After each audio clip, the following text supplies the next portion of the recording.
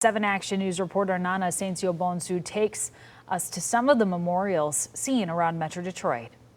Throughout the Detroit metro area, cities held memorials remembering the lives of the ones we lost on this day 20 years ago. Today, we honor those men, women, and children, including the 42 known victims from Michigan. Upright. Upright.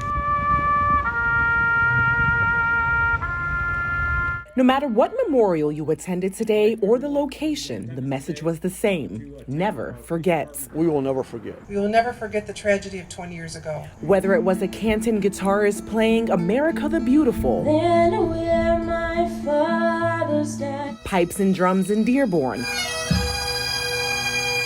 or Amazing Grace playing in Plymouth, music filled the region while the community honored victims who died at the World Trade Center, the Pentagon, and in Pennsylvania.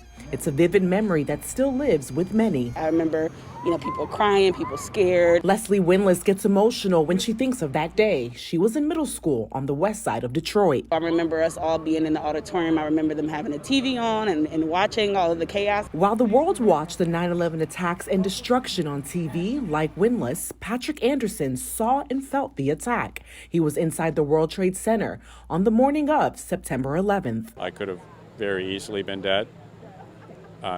All around me, people were dead. Anderson says the day was filled with tragedy, but also heroism. I got out because of firemen that helped me get out. I was helped by other people. And 20 years later, he's still keeping the memory of those that died, who were from Michigan.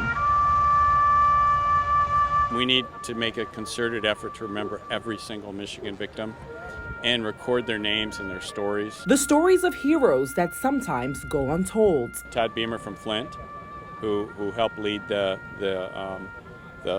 revolt on the plane that otherwise probably would have went into a building and killed more people. Vietnam Marine veteran Philip Smith says in order to keep these stories alive, people who survived and lived through 9/11 need to take a moment, not just on the anniversary. Remember, go visit.